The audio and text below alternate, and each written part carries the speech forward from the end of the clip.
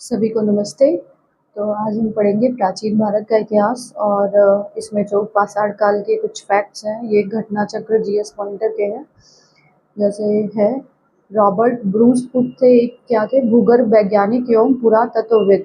ठीक है, ये पहला वाला था। और दूसरा है भारतीय प्राग इतिहास का पिता किसे कहा जाता है, रॉबर्ट ब्रूस फुट को। और कोपेनहेगन संग्रहालय की सामग्री से पाषाण, कांस्य और लौह युग का त्रियुगीय विभाजन किया था थॉमसन ने। भारतीय इतिहास के संदर्भ में Alexander Rea, A H Longhursts, Robert Sewell, James Burgess और वॉल्टर इलियट जिस गतिविधि से जुड़े थे वो क्या था, पुरातात्विक उत्खनन। पशुपालन के साक्ष्य मिलते हैं मध्यपाषाण काल में। मध्यपाषाण काल में पशुपालन के प्रमाण जहाँ से मिले वो स्थान है आदमगढ़, चोपानी, मोंडो, कोकोरिया, महदवा एवं सराय नाहर राय स्थलों में से हड्डी के उपकरण प्राप्त हुए हैं महदहा और सराय नाहर से।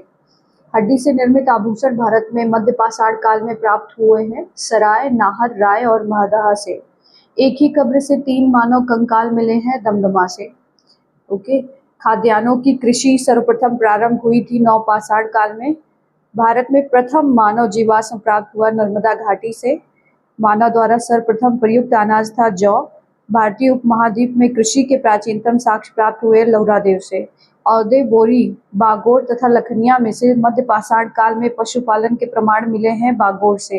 पुरापाषाण युग, नवपाषाण युग, ताम्रपाषाण युग तथा लौह युग में से चालकोलिथिक युग कहा जाता है ताम्रपाषाण युग को।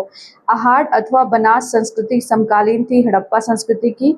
आमरी, मेहरगढ़, कोट दीजी तथा कालीबंगा में से वो पूरा स्थल जहाँ से पाषाण संस्कृति से लेकर हड़प्पा सभ्यता तक के सांस्कृतिक अवशेष प्राप्त हुए। मेहरगढ़, नौदा टोली का उत्खनन कराया था एच.डी. सांकलिया ने। नौदा टोली अवस्थित है मध्य प्रदेश में।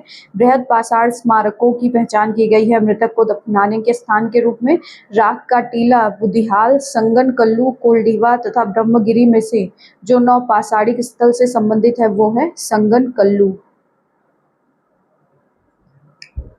आगे नेक्स्ट वीडियो में पढ़ेंगे। धन्यवाद।